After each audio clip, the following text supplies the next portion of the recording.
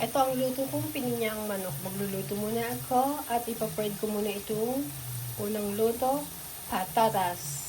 Maya konti magigisa na ako ng sibuyas at bawang. Fried ko lang ng konti itong patatas ko.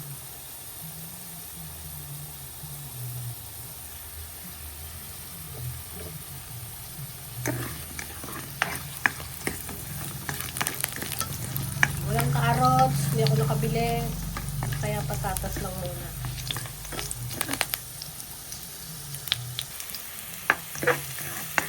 Gisa-gisa muna ng konti.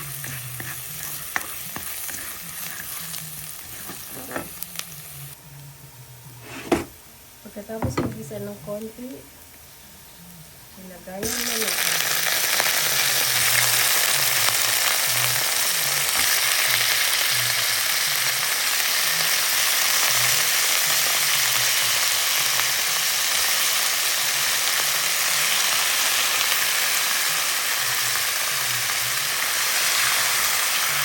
Halo-halo ng konti. Nalagyan ko ng konting luya. Ayan lang, gusto ko na para malay na siya.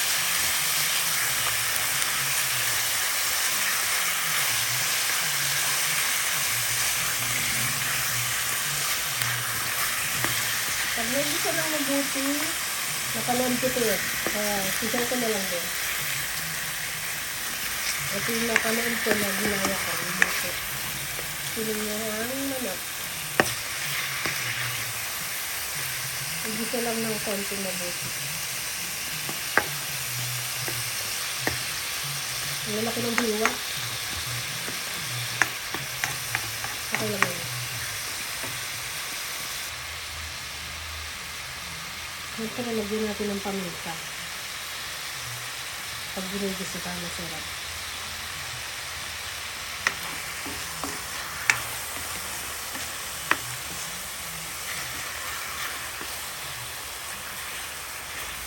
Pag nagisa na siyang maigi,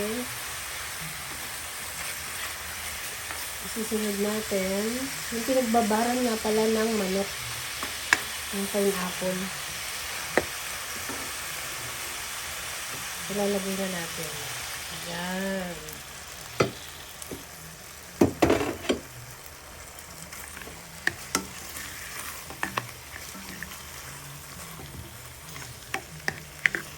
Ay, sarap.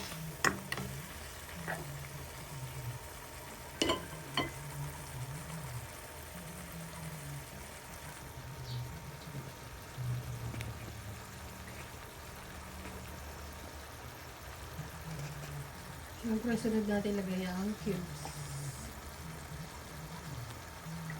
Habang ginigisa yan, pwede na natin, pagkatapos ng cubes, ilagay na natin ang patatas. Tsaka yung bell pepper. Yan. Napakahirap nang walang may hawak ng camera. Hindi makita yung niluluto ko.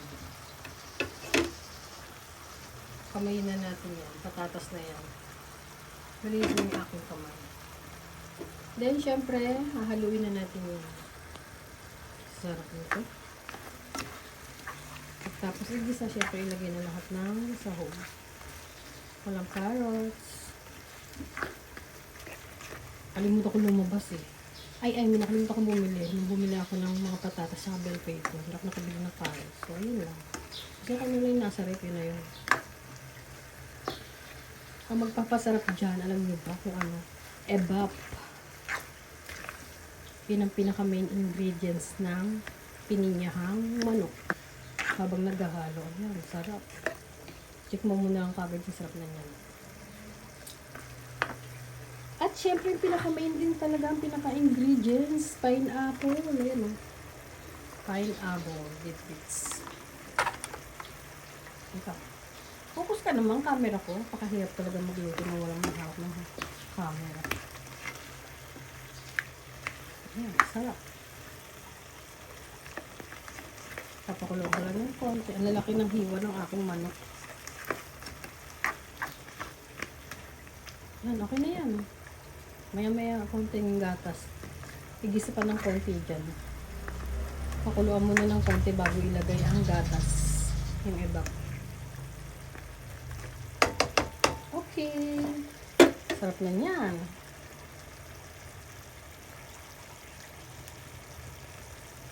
Pininyahang manok.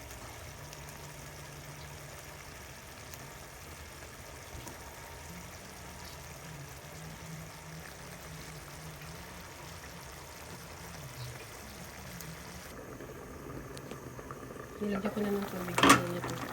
Nilagyan ko na rin ng konting gatas kanina. Mamaya patutulog ka ng konti para mabawasan pa yung tubig. Para masarap na masarap. Then lalagyan ko ulit ng gatas. Mamaya bago ko yan lalagyan ko ulit ng gatas. Pakukuloy ko.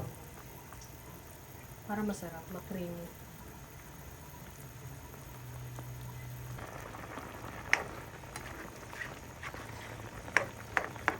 Kung masyadong haluin, okay na yan.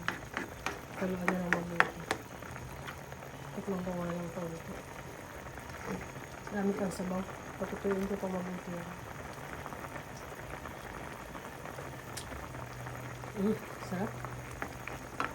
Ayos, mapapalakas naman ang kain nito.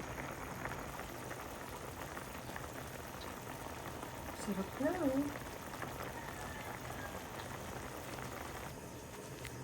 Okay na lang sa mga. Lagyan natin ng gatas ulit. Tapos last na kulo na yan. Damihan na natin para masarap. Sarap. Malasang-malasa na. Nung nilagyan na ng gatas, yan yung last na lagay ko. Hanggang ganong haluin. Ganyan na lang. Ikot-ikot na lang ng konti. Huwag na haluin. Tikman ko. Ay, parang sarap. Tapos patayin na rin kagad. Huwag nang haluin. Yan na lang siya. Sa atin naman itong kain nito.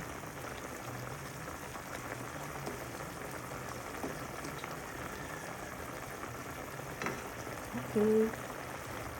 Pwede na yan. Pwede na natin. Yummy! Kainan na. Luto na ang pininyahang manok. Ganun lang kasimple. Ganun lang kadali. Sarap.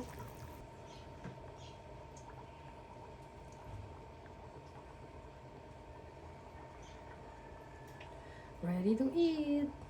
Kainan na. Kayo, anong luto niyong ulam? Ako ito, tanghalian namin. Hanggang gabi na yan. Pininyahang manok.